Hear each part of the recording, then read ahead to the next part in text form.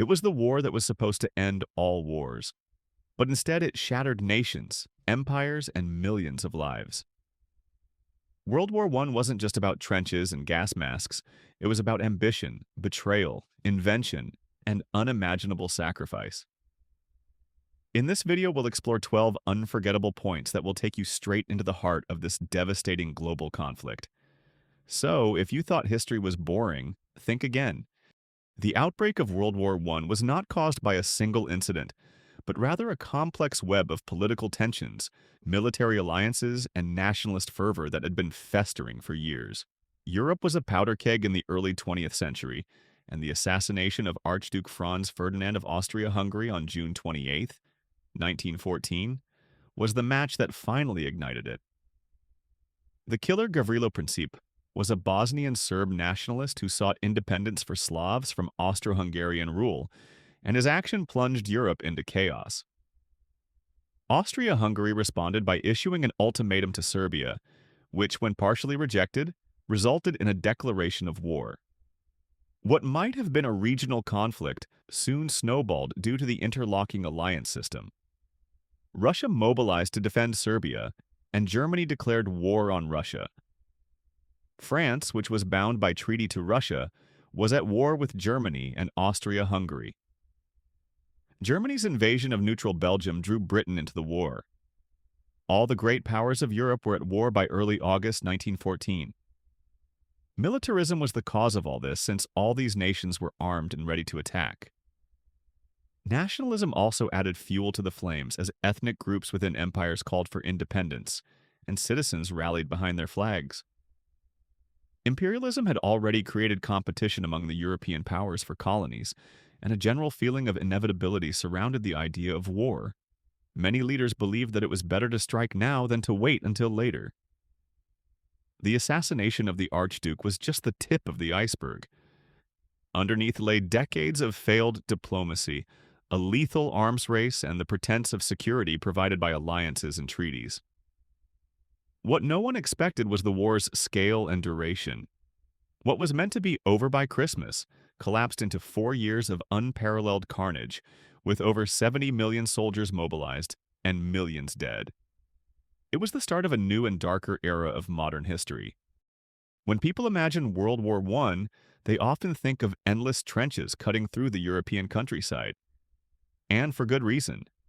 Trench warfare defined the conflict, especially on the Western Front, where soldiers dug in from the North Sea to the Swiss border. The idea was to create defensive positions that would protect troops from machine gun fire and artillery. But these trenches quickly turned into nightmarish pits of mud, rot, and despair. They were often waterlogged, rat-infested, and filled with the stench of death. Soldiers lived in these conditions for weeks, even months, with little relief. The daily routine in the trenches was a mixture of sheer boredom and sudden terror. Troops endured long stretches of silence interrupted by deafening bombardments. Snipers made even the act of peeking over the parapet a death sentence. The worst part was no man's land, the narrow strip between opposing trenches, where thousands died trying to advance a few meters. Trench foot, a painful and sometimes deadly condition caused by prolonged exposure to cold, wet conditions, was rampant. Soldiers also suffered from lice, shell shock, now known as PTSD, and the constant psychological toll of living under the threat of death. Despite the horrors, life in the trenches also forged powerful bonds.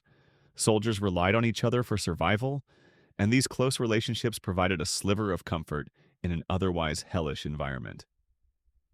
Letters from home, small luxuries like cigarettes or hot tea, and moments of dark humor helped keep morale from collapsing entirely. But make no mistake, the trenches were graveyards waiting to happen. Millions perished without gaining meaningful ground. The war became less about strategy and more about endurance, as entire generations of men were ground down in the mud and wire. The Battle of the Somme, commenced on the 1st of July 1916, was supposed to break through. The British and French sought to relieve pressure on the French at Verdun and weaken the German trenches. One of the most lethal battles in the course of human history ensued. On the first day alone, the British Army suffered nearly 57,000 casualties, its worst single day in the annals of the military. The soldiers, who were largely young volunteers from PAL's battalions, were told that German defenses had been blasted by guns. The bombardment, though, had not been successful. When the men left the trenches and moved in long lines forward, they found themselves facing uncut barbed wire and cruel machine gun fire. The battles raged on for over 4 months, slaughtering and wounding more than 1 million men. It was victories gained in yards. Entire villages and countryside were leveled into empty craters. The survivors' psychological toll was huge, not just from the killing but from the futility.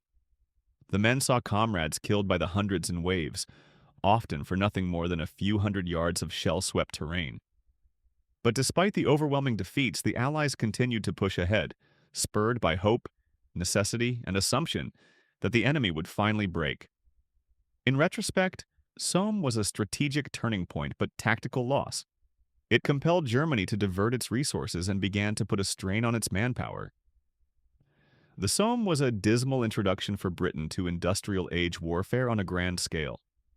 It also witnessed the first large-scale employment of tanks in combat, though they remained mechanically unsound.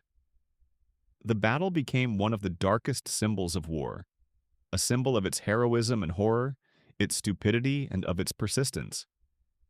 Yet it is one of the darkest moments in the annals of warfare. The Battle of the Somme, launched on July 1, 1916, was meant to be a breakthrough. The British and French aimed to relieve pressure on the French at Verdun and weaken the German lines. What followed was one of the bloodiest battles in human history. On the first day alone, the British Army suffered nearly 57,000 casualties, the worst day in its military history. The troops, many of whom were young volunteers from PAL's battalions, were told the German defenses had been decimated by artillery. But the bombardment had failed. As the men climbed out of the trenches and advanced in long lines, they were met with unbroken barbed wire and relentless machine gun fire. The battle raged for over 4 months, resulting in more than 1 million men killed or wounded. Gains were measured in yards. Entire villages and landscapes were turned into desolate craters. The psychological toll on survivors was immense, not just because of the carnage, but because of the futility. Men saw their comrades fall in waves, often for nothing more than a few hundred meters of shell-blasted ground.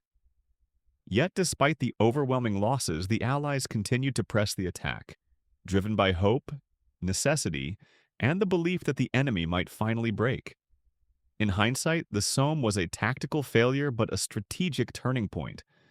It forced Germany to divert resources and began to stretch its manpower thin. For Britain, the Somme was a grim initiation into modern, industrial-scale warfare. It also marked the first significant use of tanks in combat, though they were still unreliable. The battle became a symbol of both horror and heroism, of the absurdity of war and the incredible endurance of ordinary men. To this day, it remains one of the most haunting episodes in military history. And thus, with the cries of "Ils ne passeront pas," they shall not pass, still echoing across the shattered hills of Verdun, we arrive at the end of the first half of our journey through the Great War. From the heightened tensions that pulled empires into the very depths of hell, to the slaughter trenches of the Somme and Verdun, we've seen how ambition, pride, and industrial might transformed Europe into a theater of unimaginable horror. But that's only half of it. Part 2 will show the war's global reach. From oceans and deserts to revolutions and falling empires, we'll witness how titans fell, non-combatants were damaged, and how the treaty that vowed peace planted seeds of a still greater disaster. If you've enjoyed battles so far, what comes next will leave an even bigger mark. So if you're addicted to this story, if you learned something, felt something, or just want more, please like the video, subscribe to the channel, and hit the bell so you don't miss part 2. There's just so much more to learn, and trust me, you won't want to miss how this war changed the world forever.